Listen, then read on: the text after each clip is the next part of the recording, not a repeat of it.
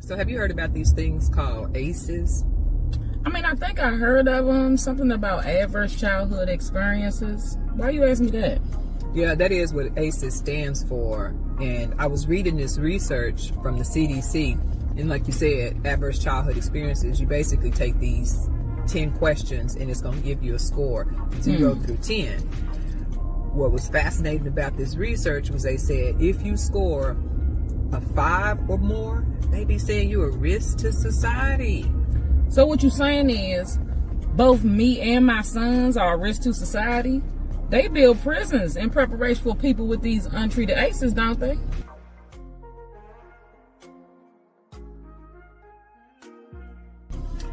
Yeah, basically. Unless, of course, they go untreated and you catch them early. But that ain't it. You know what else the CDC said? What? The CDC said that diabetes, obesity, cancer, heart disease, and stroke are all associated with these things called adverse childhood experiences, aka ACEs. Stop. So what you're saying is if the streets don't kill me, the diseases resulting from these ACEs will? The diseases resulting from these ACEs will? What about alcoholism? I got a couple of people that's been messed up on alcoholism in my family. A couple of them done died. That's in there too, but I'm just talking about the top 5. We ain't even got to the tip of the iceberg. Check this out. You know what else they said? What? They said 1 in every 6 people have at least a score of 4 or higher. 1 in every 6 people have at least a score of 4 or higher. So what you're saying is at least one person on this call right now should have been incarcerated or at risk for early death because of these untreated ACEs? Basically.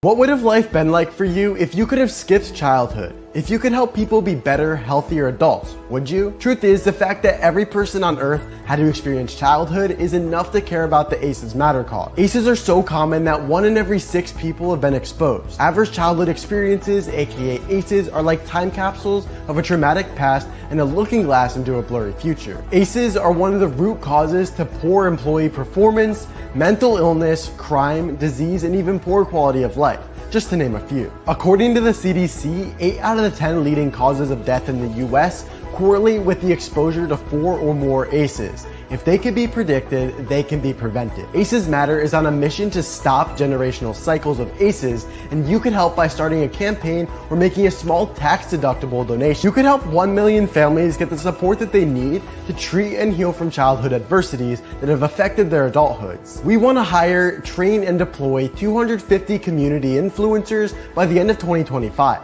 Our goal is to raise $1.3 million in order to begin with operations for this initiative. Donations would go towards mobile deployment of trained trauma professionals, community outreach, and door-to-door awareness. Get involved, see the results, save a life, and repeat. Visit acesmatter.org to learn more. Let's be real, we need to heal.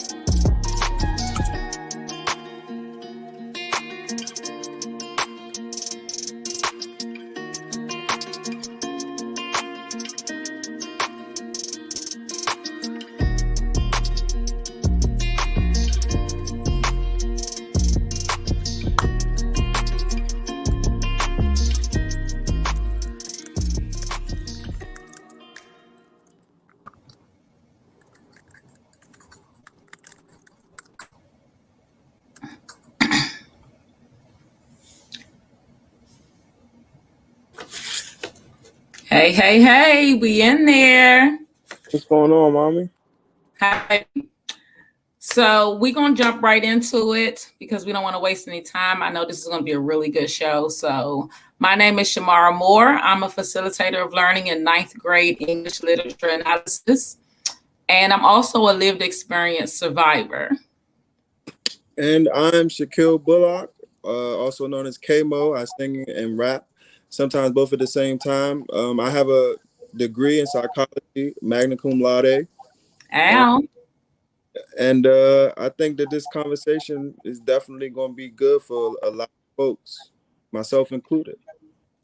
So we are reachers and contributing show hosts for Aces Matter Live.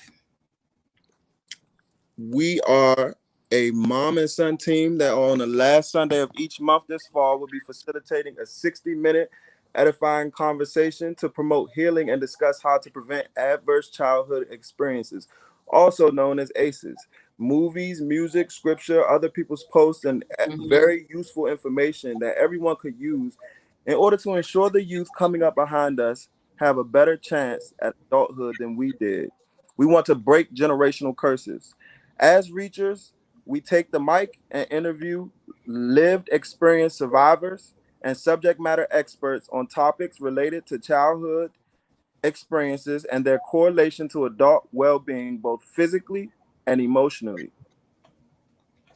Anyone that's experienced childhood or is parenting could benefit from listening to these conversations, but particularly those who are having a hard time with adulthood because it might be rooted in some childhood experiences that they don't even realize. Just as a reminder, this show is for educational purposes only, and some content may be triggering. Make sure you consult a medical professional if you need immediate assistance. ACEs are forms of childhood trauma or distress recognized by mental health professionals worldwide. It's not something that we just made up. It's an acronym that stands for Adverse Childhood Experiences. ACEs are negative events that affect the mind and bodies of children under the age of 18. So not only do ACEs negatively impact children, but the negative effects such as physical and mental illnesses often cross over into adulthood. ACEs Matter is a charitable fundraising service for promoting research and education for those affected by childhood trauma or adversities. ACEs Matter is on a mission to have every home and community talking and doing something back the full effect of adverse childhood experiences. Let's get started. Y'all ready? So, Kiel, you know, the teacher in me, I want to start out with a little diagnostic. I want to play a little game with you to see how much you know about the ACE categories. It's several ACE categories, and I'm going to give you some clues and see if you can guess the ACE category that behavior or scenario belongs in. You ready? Yeah, let's go for it. Okay, so a child is being raised by a grandmother who has an addiction to gambling, weed, and alcohol. That sounds like some household dysfunction, substance abuse.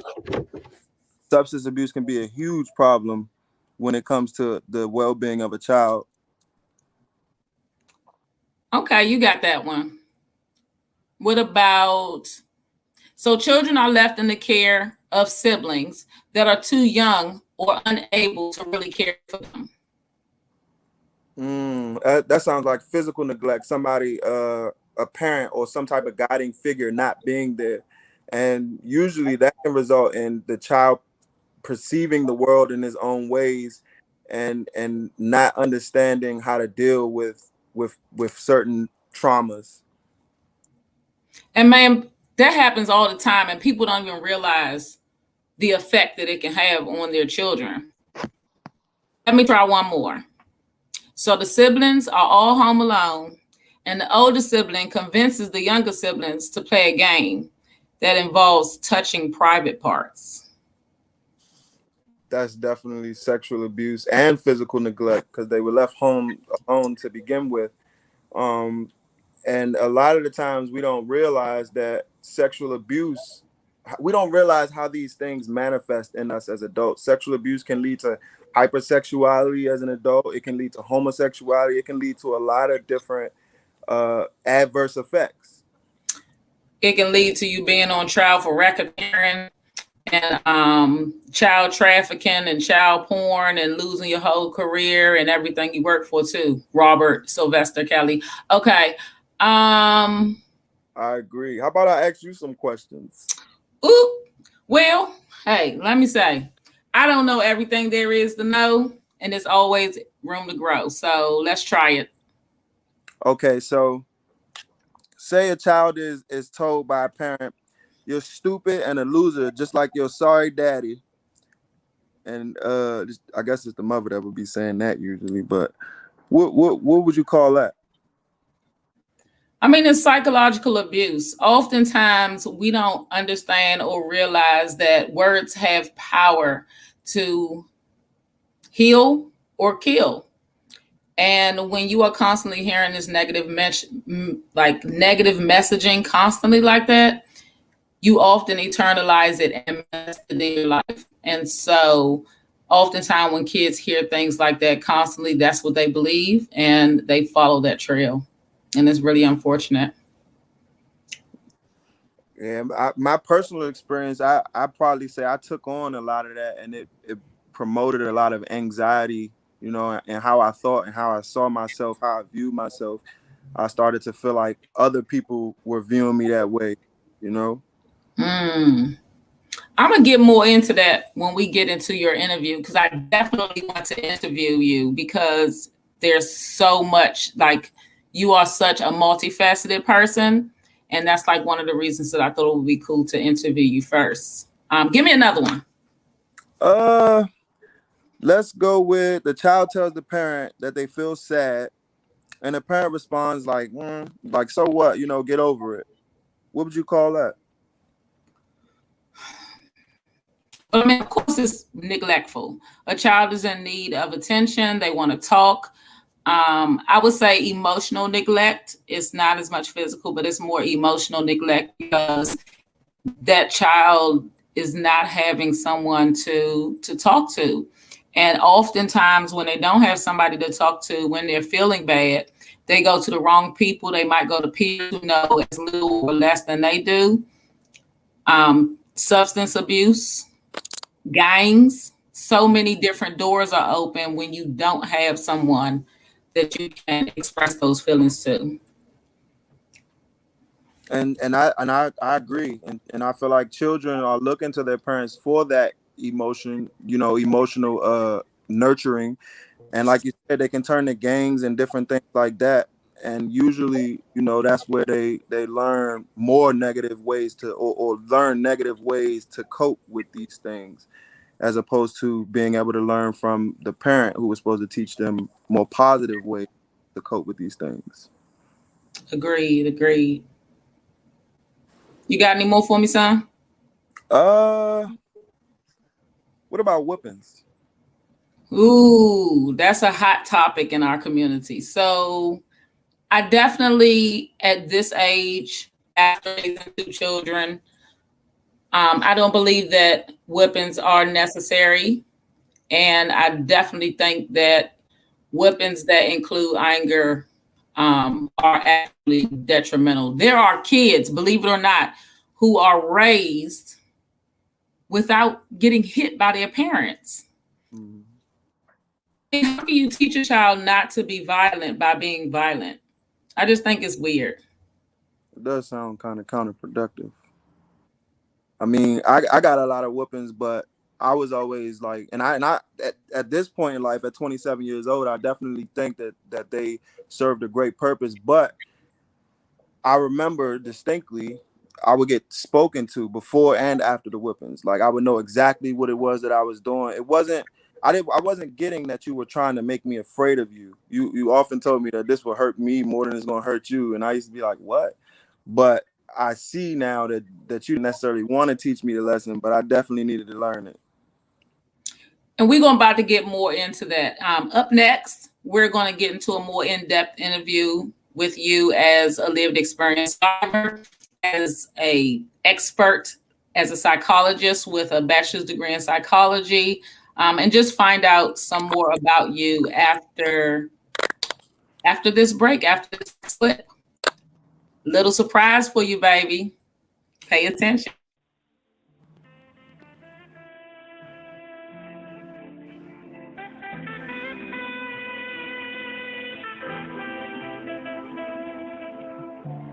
think a lot of people gonna hear this one. A lot of people gonna feel it. Legendary. Listen. I'm sorry that I don't know how to love, you didn't teach me.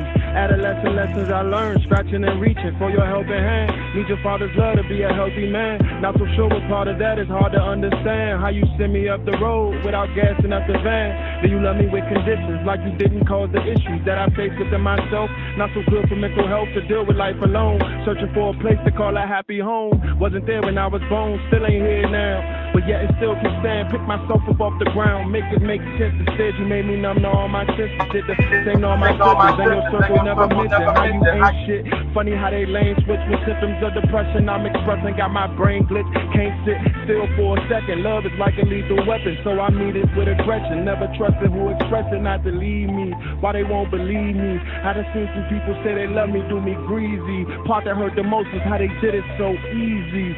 Damn, how they did it so easy. And I done been. That is powerful. So you just got introduced to the real K Moe through one of his songs. How do you like it, K Moe?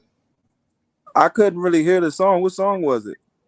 The Missing Link. It was How You Do Me So Greasy, So Easy.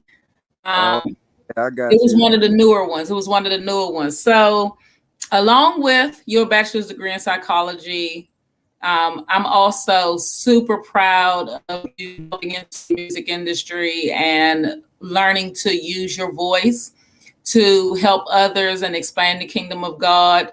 We're going to go into this interview. I want to interview you first because you're a perfect example of living through ACEs, how learning about ACEs can help you move forward, as well as your ACEs don't define who you can become or what you can become. So I thought that would be a great start to my first show. So tell me a little bit about, you played a little game earlier. Can you just, in a minute or two, tell us some of the ACEs that you can pinpoint in your life from your perspective as a psychologist and a lived experience survivor?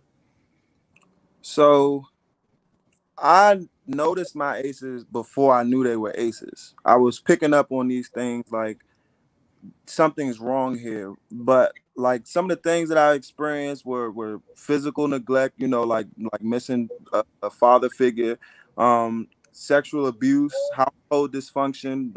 I came up in a house that was full of domestic abuse. That kind of made me it promoted anxiety in me. I had some level of fear because of that, physical abuse to some extent, emotional abuse, you know, like I said before, I started to take on, being in a house that was a domestic abuse house. I started to take on some of the things that were told to me, like, you know, about being lazy and stupid. Like, I really thought that I was like incompetent in some measure in certain categories because of the things that I was being told and because of the consequences that I was experiencing as a child for things that I didn't, you know, I'm a child, you know. Yeah, I definitely see it. And it jibes perfectly like with parents not understanding that what you're going through, no matter how much you think you're hiding it from your children, they're getting it, they're feeling it, they're saying it. With all of that going on, I heard at least 4 or 5 ACEs that you named just right off the bat. What were some happy memories? So even with every person that I've experienced, you know what? I think you experience most of your ACEs with people that you love. So like with every person that I've experienced ACEs with, there's been like plenty of like my relationship with them encompasses who I am, both the negative and the positive. So like my stepfather, you know, I was in an abusive household, but he played video games with me. He taught me 90s R&B, he taught me Tupac, you know what I'm saying? So I wouldn't be making the music that I'm making today had it not been for my relationship with him. Basketball, ball is life, like to the end for me. So it's a lot of positivity, and who I am today comes from that positivity. I was able to hold on to, once I got to the point where I understood that the negativity was adversely affecting me, I clung to the positive, weave through the negative, and learned to deal with the negative, or by figuring out how it was manifesting itself in my behaviors, like anger and anxiety and depression. Like I had to figure those things out in order to deal with them and move forward with the positive that was instilled in me when I was younger. Well, being is that we're up here right now having this discussion, it's obvious that we must have a pretty good relationship now. What kind of relationship did you grow up with your mother, and how do you think what was going on in the home affected me? What am I talking about? I kind of saw it, and first and foremost, like I was shown a real love, like very early on. I knew what it was like to be a kid. I was able to have a childhood, and I think that was very important for once I got later in life to be able to get back to that love, get back to my essence. But as I got older, I saw how it affected you. Once I started to get out into the world and experience life on my own, I was seeing, you know, like you shouldn't be manipulated in this way, like you're being taken advantage of, like, and I felt like I needed to defend you because I could see that, you know, not only were you afraid for yourself, you were afraid for us, and it kind of it shifted, like it created an empathy in me, but like I definitely saw the transition that you went from that mother that taught me love, that mother that was a part of that childhood, the positivity in that childhood, to a victim that, you know, really couldn't do much for me, and you know, from my perspective. And the crazy thing is, so what you just said was that base of household disharmony then put you in a position to have the ace of emotional neglect, because it got to a point where I wasn't that mother anymore. I wasn't the conversationalist. I wasn't the one taking you on dates and teaching you all of these things, because I was emotionally unavailable after years of being there. How did that culminate? I mean, it kind of all came to a head. Like I started, me and you kind of started a rift because of your connection to him. It almost became like it came to a head when I was kicked out of the house. Like once I was kicked out because I ended up putting a hole in the wall, because I remember why I was mad. You had started to kind of take on certain behaviors. I remember you called me, I feel like you called me like stupid or something like that. And that's something that you didn't do. Whenever you would curse at me or call me, you know, put me down, it made me like, it would upset me even more, because it's like, I'm used to this version of you, and this is what you're doing. So like, I remember when that night, you know, like I remember you coming to me like with tears in your eyes once. Like he decided that it was time for me to leave the house. I was 16 years old. He decided it was time for me to leave the house. I had been defending you from him, and from my perspective, and like once he said that and you agreed to it, it really upset me. It kind of made me close off to that love and give up on that love that we had. And had it not been for you reaching out to me afterwards, I can't tell you our relationship would be, because I was so hurt and like afraid, you know, like this is the one staple I have. And I kind of just closed myself off to that love, and I let you go. I had made it up in my mind that I was good, but like I don't know where I would have ended up had that, you know, sustained. And that's why these conversations are like super important to have, even all these years after the fact. I've been separated from him for 7 years. My youngest son is about to turn 18, but in that moment, I was definitely broken. I wasn't brave. I was a complete coward. I had not reached back out to God and His Word and His promises, and so I lived in fear. I was in fear of everything. And the way that Terry had it set up, he had been telling me for years since you were a little boy that, you know, if you ever rose up against him, he would use all of his security training, and that he would hurt you. And in that moment, I believe that he could hurt you if it came down to that. And like you talked about earlier, getting to a place where you felt like you needed to defend me. And I could just see.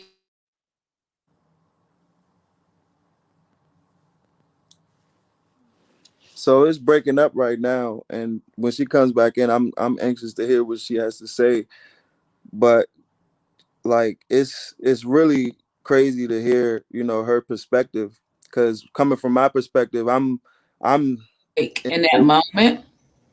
Mm-hmm. And I mean, it happened more than once. It's been multiple people that I've had to, at his directive, because you also fear the consequences. If I don't do what he says, he will find a way to hurt me more.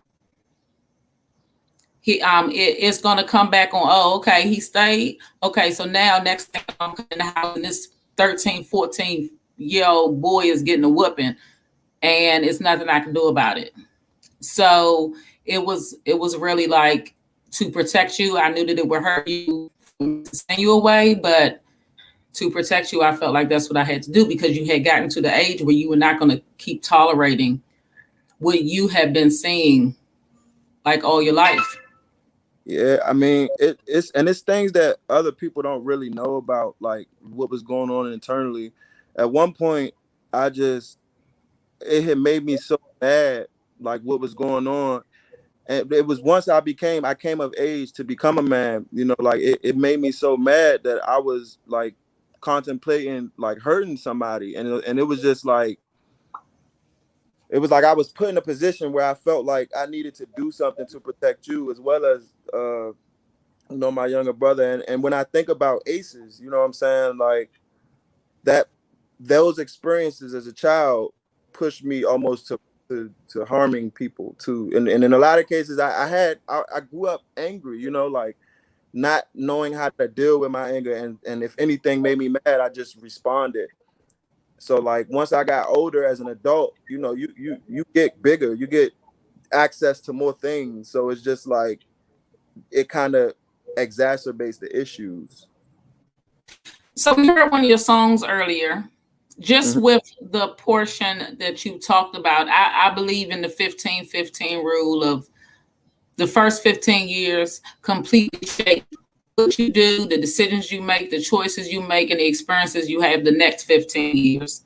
I agree. How has all that you went through, twofold question, affected your music? Because you really just recently started doing music. So tell us more about that. And how much influence does what you've been through have on your music? And B, overall, your experiences as an adult. So my music is directly tied to my aces. I went those 15 years. A lot of that was survival. It was more surviving than learning how to thrive.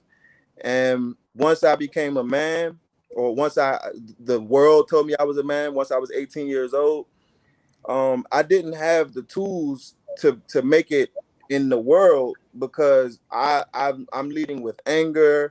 I got anxiety about you know how I look, about different things that was instilled in me when I was younger.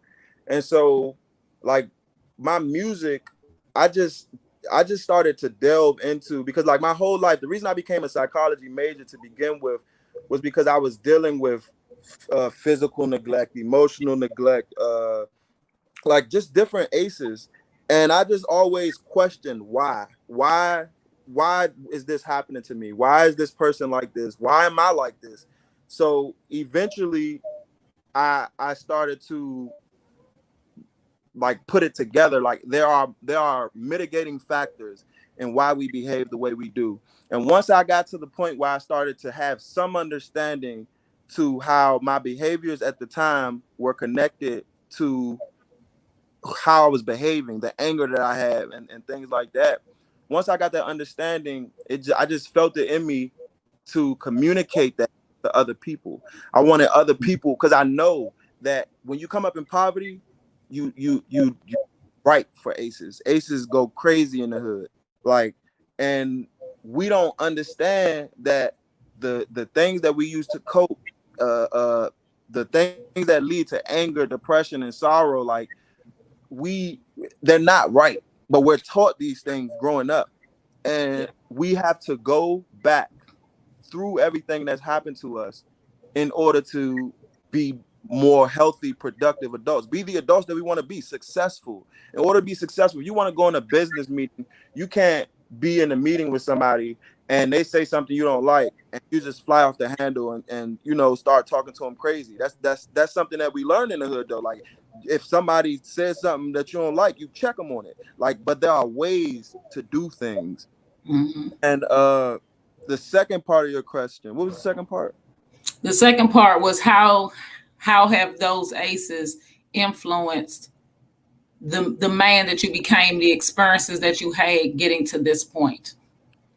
So I believe God is love, first and foremost. I spoke on my childhood.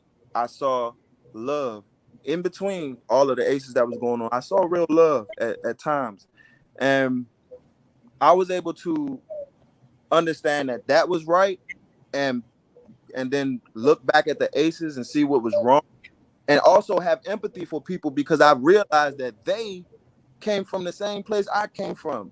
So like, I can't blame them for this, because once I became an adult, you know, like I had 2020 was so rough. I anxiety, depression, and all these things, and I had to really go through and understand, like,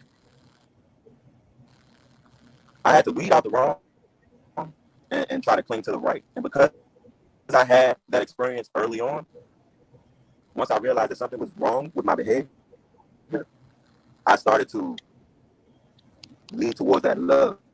And it kind of like with my stepfather being in an abusive household, that taught me I like how to be a good husband. You know, don't do X, Y, and Z, and you'll be a good husband. Like, that was what I formed in my mind as a good husband. And you know, neglect from my father. That taught me how I wanted to be as a father to my seed. So it was just like I was able to take these experiences and. Okay, I think we're having some technical issues with Shaquille's audio. We're going to take a quick break, and we'll be back to check back in with you in just a moment.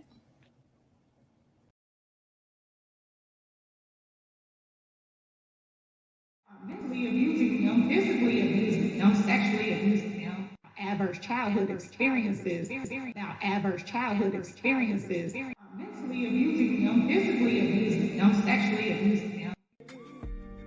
Adverse childhood experiences.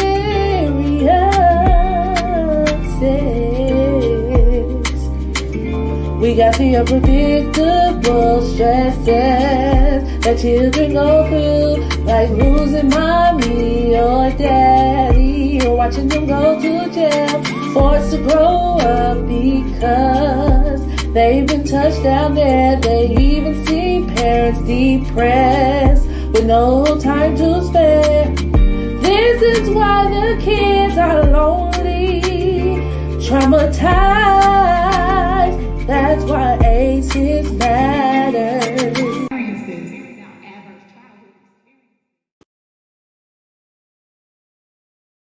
There's a zip code near you that could use some healing, and we think you've got what it takes to become a zip code hero. Join the ACEs Matter Zip Code Hero campaign and use your gifts to help raise a family out of poverty, mental illness, and even despair.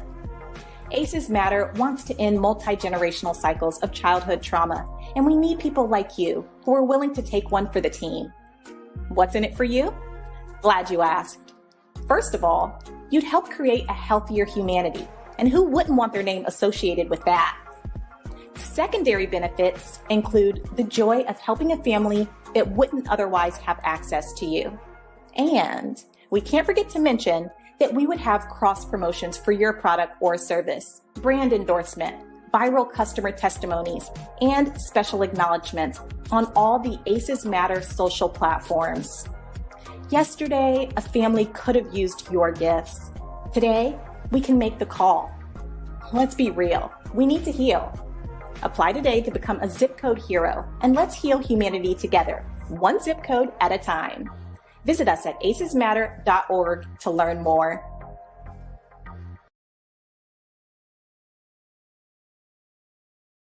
Once it was, man. Can you turn this on for me, please? The game.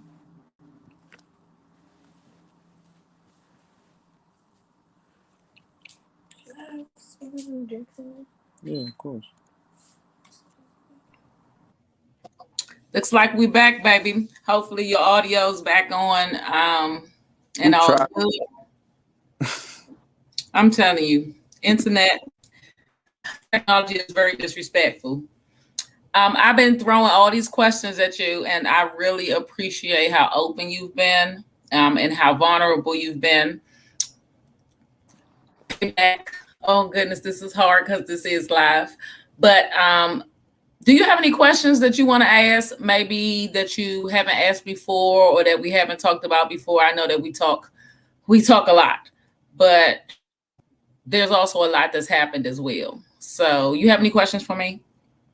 Well, during that time where you let me go, and I kind of like was angry with you and everything, and you sought after me. You continued to try and cultivate a relationship with me when I had kind of like shut myself down to you because I felt like it was me versus y'all.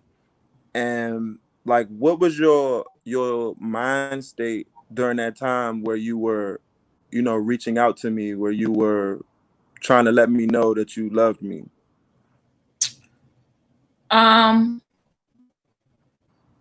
Determination.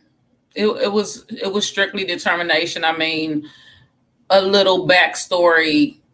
After getting pregnant by you, not by you, creepy, getting pregnant with you at 16, not really having an intimate relationship with your father. He was my friend, but we didn't have like a girlfriend-boyfriend relationship. Giving you to God because I just had nothing to give you, after people really pressuring me to have an abortion and almost going through that route. And then to go through all of that to have you and get you to the age of 14, I wasn't willing to let you go. Like, I wasn't willing to let you go physically, but since I felt like I had to let you go physically, I felt like I had to keep that mental connection, because I know that the mind is what will play tricks on you. If I wasn't calling, if I just took the rejection and said, okay, well, he doesn't want to talk to me, then who were you going to talk to? I didn't feel confident with the people that you were with. You were with your biological father and his family. I didn't feel confident that they were going to instill the things in you that you needed, that they were going to talk to you when you needed, that they were going to be there for you.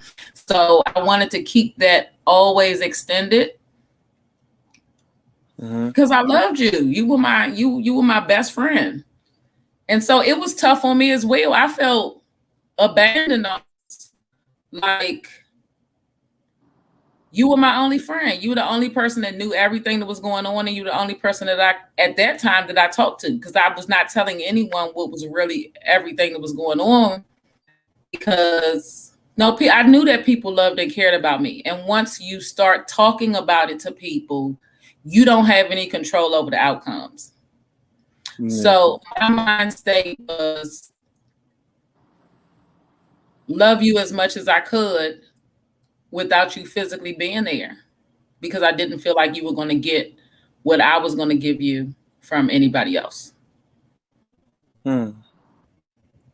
And I feel like I started to understand that later, and I'm so thankful for it because, like I said, I had kind of hardened my heart towards you during that time, and it was like a really tumultuous time. Like my whole childhood, for the most part, after a certain point, was kind of tumultuous. It was moving around. It was you know, dealing with different issues that come from poverty. But let me see if I have any other questions for you. Uh,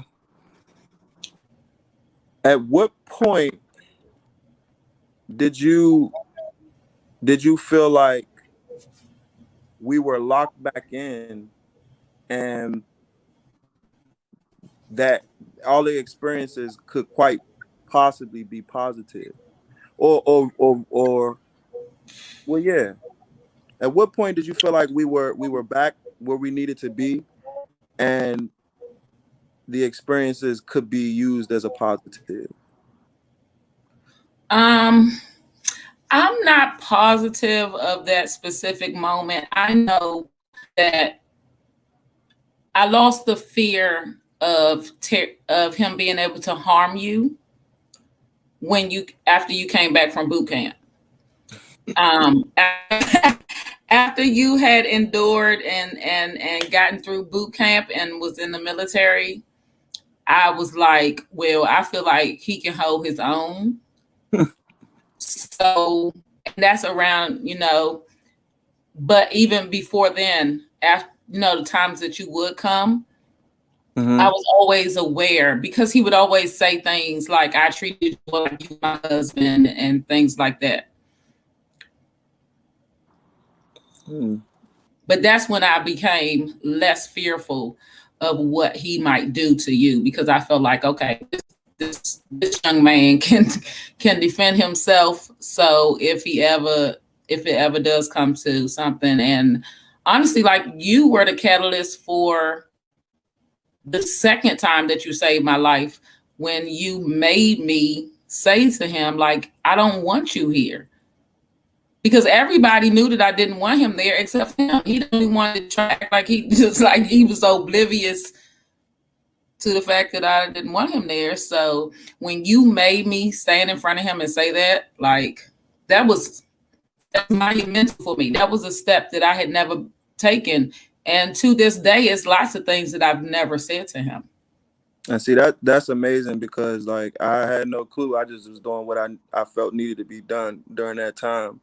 So it's just like God is always working. Like that's a beautiful example of that. How would you guys like to go into, how would you guys like to go into finding some aces in music lyrics? Oh, it's all up in there. So that's what we're doing next. Oh, the next segment, music lyrics. We're gonna look at some music lyrics, and because it's all up in your music, but it's been in our music. It's in our music now. If once you know about it, you can't unknow it. It's just so obvious that we're experiencing some tough stuff.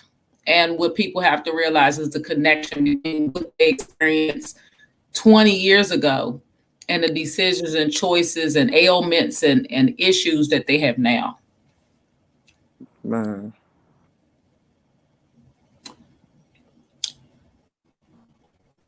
If you're watching live as we go through this, try to see if you can pinpoint the ACE category and drop it in the chat as we read through these lyrics. K Moe, you gonna do the first one?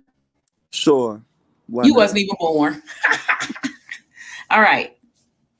Only 16, she was 25. I was walking to school when she caught my eye.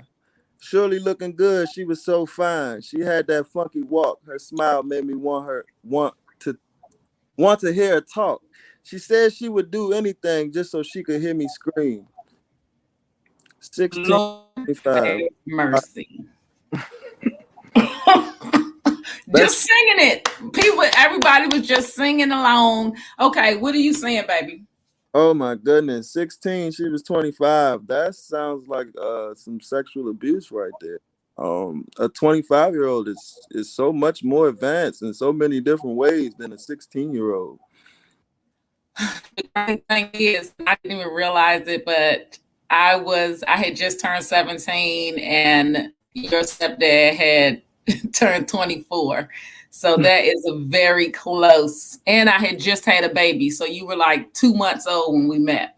The other thing, you said sexual abuse. I want to say psychological abuse as well. Mm-hmm. You're going to see she want to make him scream. There is so much more that a experienced 25-year-old woman knows versus an untried 16-year-old boy, or even a tried 16-year-old boy. And you can really have this boy doing pretty much anything and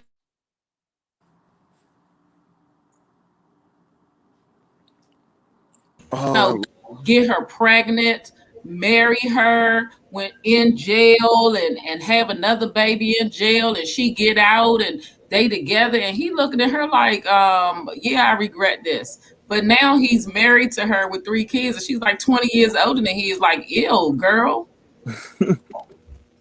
I miss some of what you were saying, but I can imagine, because when you're so much older than, whether it's male or female, when you're older than somebody, it just leaves the younger person ripe for manipulation. Like, oh yeah, they're just ready to because you're so much experienced, more experienced than them. They look up to you. So I don't. That's a crazy song right there. I don't even know that song, and I'm a 90s kid. And you don't even consider that this 16-year-old boy, who knows what aces he already had when he got into this relationship with this 25-year-old woman. And the thing is, this is what we are grappling with this whole trial that's going on with RF. Like, this was glorified. Somebody was just talking about, guys are always throwing out, oh, nobody was saying anything when those 22, 23, 25-year-old men were picking up high school girls at the school. And it was a point of status. Let's go to the next song. All right, my turn. Now, little Lisa is only 9 years old. She's trying to figure out why the world is so cold. Why she's all alone and they never met her family. Mama's always gone and she never met her daddy. Part of her, nobody will listen. Mama's on drugs, getting high up in the kitchen, bringing home men at different hours of the night. Starting with some laughs, usually ending in a fight. Sneaking in her room while Mama's knocked out. Woo! That's woo! A lot to unpack right there. Woo! You want to go first, or you want me to jump out there? You could jump out there. It's a lot. It's plenty to go around. I'm seeing some household dysfunction. I'm seeing some substance abuse. I'm seeing some, I'm sure, emotional neglect.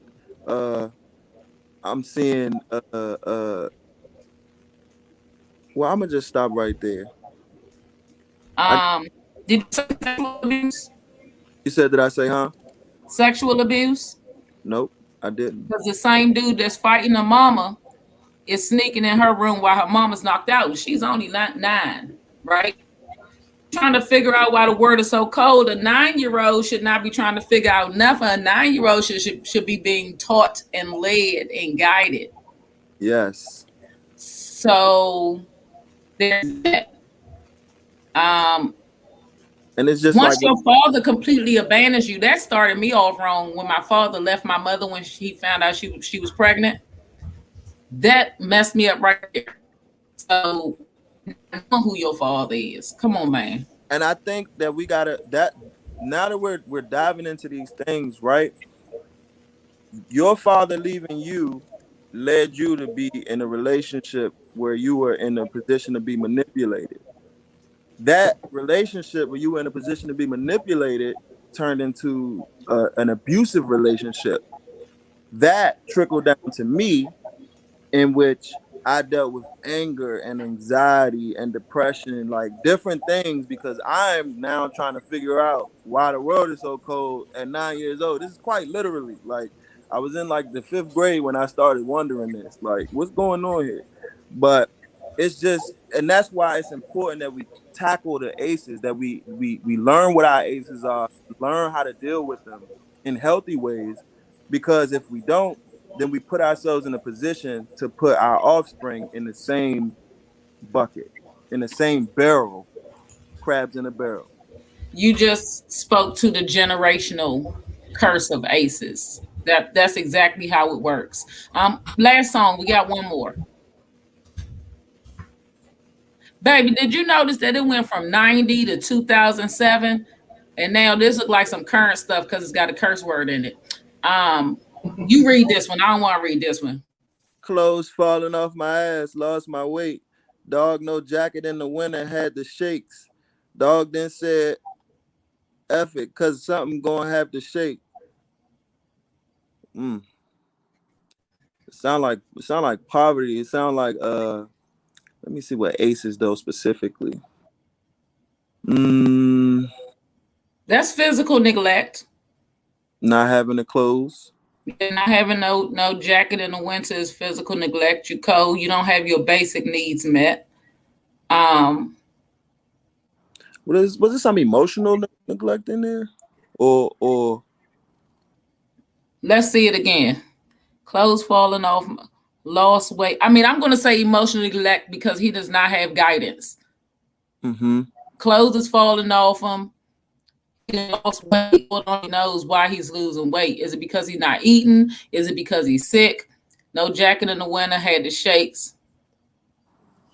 There's a lot you can read in between it. Is he on drugs? Yeah, because he said he had the shakes.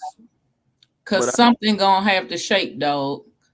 And then just the syntax, the diction that's being used. You've got words and all that kind of stuff to something that's not even completely understandable. And I would call that educational neglect. And that's not even up there. But I definitely, as a facilitator of learning, there's a lot of educational neglect and educational malpractice that has been going on for centuries in our community. Miseducation is what they call it. Miseducation. Okay, I think that we're going to go to Toss a Thought, which we're going to example other people's posts. We trolling. We be real stalkers. I tell my students all the time, I will stalk you. I got to find out what's going on. We're going to look at other people's posts and we're going to toss out our thoughts back and forth. I hope that we have time to do at least one, maybe two. Let's see how we do. Let's do it. Controlling my tongue is no problem. It's my face that needs deliverance. And this is coming from Black parents. Okay. I literally got that problem. I wear my heart on my sleeve. I'm a thinker. I get irritated a lot, and like now I'm trying to work towards like not being angry, not projecting negativity. I don't want to project any negativity. The goal is positivity.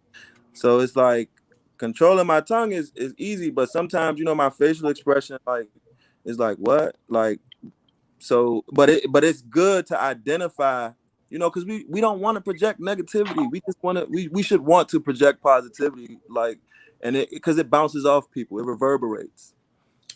Well, baby, I looked at it completely different. I guess as a Black parent and coming from the old school, my mother is 72 years old with 12 kids.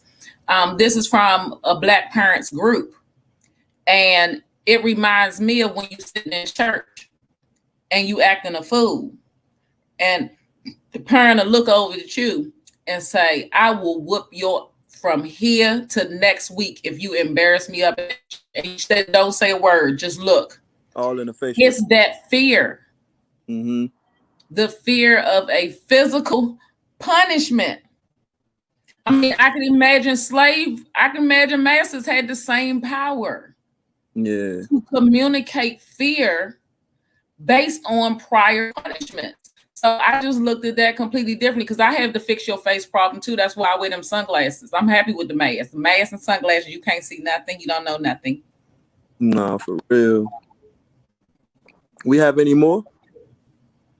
You know what? We now know just how. We now know just how important the first 5 years are for our health and development, especially our brains. Our brains develop faster in our early years than at any other time in our lives. It can create up to 1 million neural connections every second. But we need your help. Our healthy development depends on these top 5 things. She's playing a video. 1, connecting. 2, talking. 3, playing. 4, a healthy home. 5, community. All of this helps our brains and us reach our full potential. So what's something you can do that can really make a difference? Scientists call it serve and return. That's just a grown-up way of saying connect, talk, and play with us.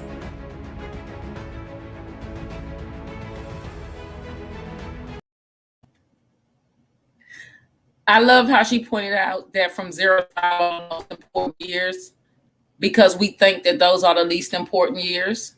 Mm-hmm. They're not going to remember them. But if they're getting beat, yelled at, cursed at, mom is depressed, daddy drugged out, locked up, all of those things, they remember. Yeah, absolutely. And those neural pathways are not built when they're experiencing that kind of trauma, because the back of their brain is instead built that fight or flight. What did you think about it? I caught what you said as well as the back end of what she said. I wasn't sure how to upload the video. I mean, make the video play sound. But I agree. I think that those early years in your life, stuff is embedded into your subconscious, and you don't realize it. A lot of people don't realize it at all. But you know, like, you don't really realize it until the things that are embedded in your subconscious start to manifest themselves in negative ways. And we probably gonna have to do a whole nother show to talk about the manifestation of ACEs in adulthood. Look, tell us a little bit about Heartless. And I chose Heartless because it's one of your first songs. Tell us a little bit about Heartless, and this might be my last word. Thank you so much for everybody that logged on. This was so nerve-wracking, but really comfortable and relaxing because I'm used to talking to him. So thank you for logging on. K Moe, tell us a little bit about Heartless and what it's about. Heartless is basically a culmination of all my childhood ACEs. Before I even knew what ACEs were, this was me doing introspection and figuring out the positives and negatives of what I had been through, and understanding that, like, there was better for me, like, or like, first of all, I said at the end, you know, the only thing that's scary in a fight for my soul, I seen death too many times not to keep me a pole. Like, I seen more minutes of your time. Here we go. Say it now. I've seen a lot of violence. I've seen that's violence in the home, that's violence in the street, like, and I had to delve through that. But the whole point of Heartless is to explain that this world wants to make us heartless. The poverty that we endure, the ACEs that we endure because of poverty, it was all a system, and the system is set to make us not love each other. We're supposed to love. That's why I was harping on positivity earlier. We're supposed to love each other. That's really our only purpose that we were put here for. And the system is trying to make us feel heartless. They want us moving like we heartless. And that's exactly why that last line that I spoke on, the only thing that's scary in the fight for my soul is I seen death too many times not to keep me a pole. Like, it's hard. You know what I'm saying? It's hard having ACEs, especially if you start to delve and discern that they don't mean us well. The ACEs don't mean us any well. All right. So that's how we're gonna close out with one of your songs, with Heartless, a song that's written and perfect for showing ACEs.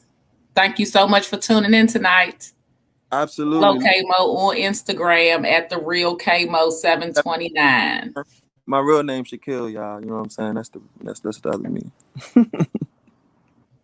Wave bye. Bye, y'all. Your mama already froze.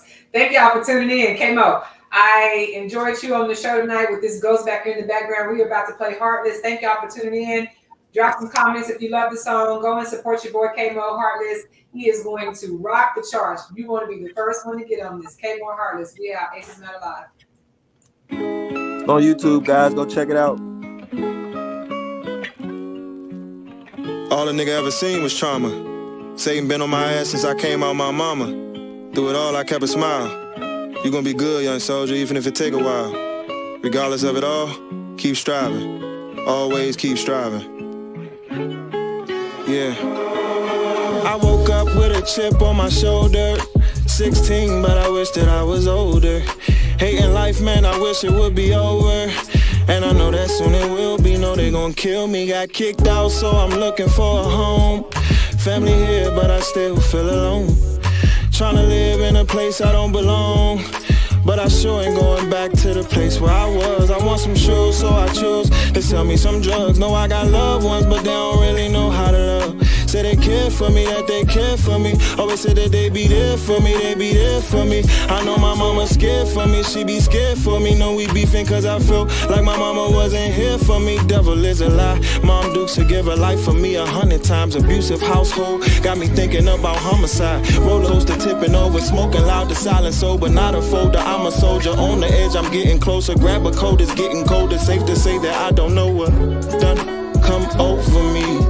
Got some static on the block, fighting almost got me shot. We was about to double back till I told the shooter stop. Had a choice to kill or not. Devil tried to take me, told him, you won't take my soul. They want me living like I'm Harley. I feel trapped in the hood, niggas strapped in the hood. I can't relax in the hood. Life is taxed in the hood. I feel attached to the hood. I hear shots in the hood. They want me doing something Harley. How did I end up here? Feel stuck here, no fact. Ain't nobody got no luck here. It's hard to learn to love here. No trust here. Nobody get no fuck here. Man, fuck here. They want me moving like I'm Harley's. Harley's. Harley's. They want me learning to be Harley's. Harley's. Yeah. Look. Devil tried to take my heart, was in the 12th grade. Tried to make me kill, set me up for hell's blaze. Hell's ways taking over the city. Petty pity that them people downtown could care less about the trenches. Like we underground, here with the rats and the roaches. Serpents slither in the day, and the night become vultures. Dismiss the reason why we heathen. Say it's part of our culture. Yeah, it is, but this the culture you made. Transatlantic slave trade, niggas yelling Mayday. It's hard to stand it, and I be damned if I'm gonna let them people slander me. I made it through the poverty, evaded sudden tragedy. Afraid to ever slip, cause I just know the devil laughed at me. Riding around in cop cars, just hoping he could capture me. Send me back to hell where that PCP dwells. Broken dreams, broken homes, low cash, don't eat well. No bed, can't sleep well. Darkness and hate dwell. From the dungeons, man, we living at the bottom of society.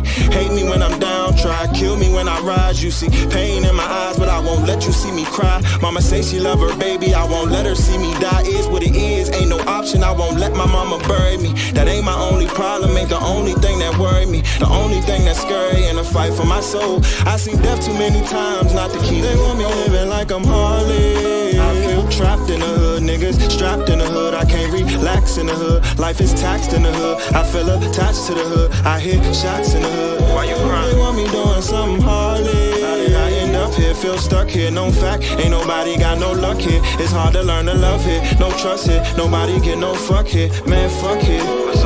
They want me moving like I'm Harley's. Harley's. Harley's. They want me learning to be Harley's. Harley's.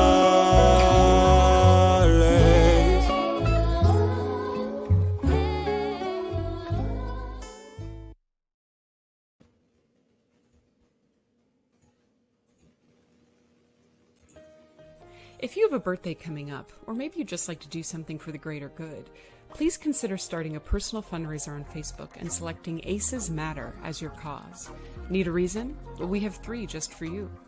Aces Matter helps families in need cover the cost of mental health services. ACEs Matter hires local contractors and even stay-at-home parents who need flexible work schedules. We care about humanity, and ACEs Matter provides free training and education to those who've been affected by childhood trauma. It's easy to set up a donation campaign from your Facebook account. From your phone or internet browser, type or search www.facebook.com/fundraisers. Select nonprofit, search for ACEs Matter, type in how much money you'd like to raise, choose an end date, give your fundraiser a catchy title, edit the default description if you'd like, then click Create. Congratulations. Now you can invite your friends, share on your timeline, and raise money for a great cause.